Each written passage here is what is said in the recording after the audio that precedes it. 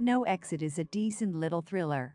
It's not a particularly original or deep film, but it does effectively build tension and does so with a tight-knit ensemble and a simple but engaging story. There are a fair few twists in here too, and although the final act perhaps turns once too many, causing a slight bit of whiplash, there's enough here to make for a serviceable thriller nonetheless.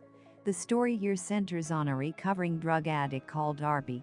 She's disillusioned with rehab, but when she receives a call from the hospital, revealing her mother is suffering from a brain aneurysm, she decides to bust out, stealing a car in the process, to make it there.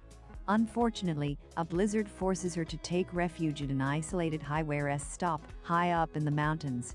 Once there, Darby meets a collection of questionable characters: ex-military Ed, shady Lars, charismatic Ash, and a middle-aged lady named Sandy.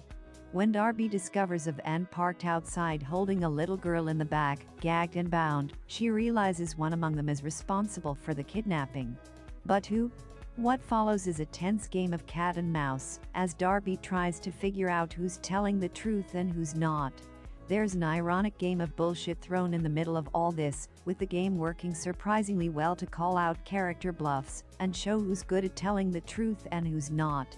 Around the midway point, a couple of well-worked twists really help to up the ante, leading to a bombastic final act that feels quite reminiscent of Hush. The protagonist tries to outsmart the killer, and does so in increasingly ambitious and risky ways. It works well, for the most part, although the message in this movie is all over the shop.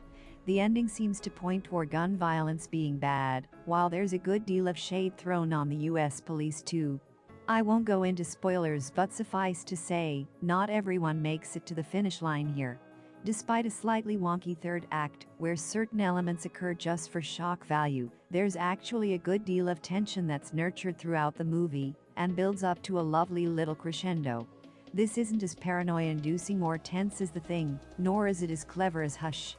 Instead, this movie exists somewhere in the realm of decent, and should make for a good Friday night flick.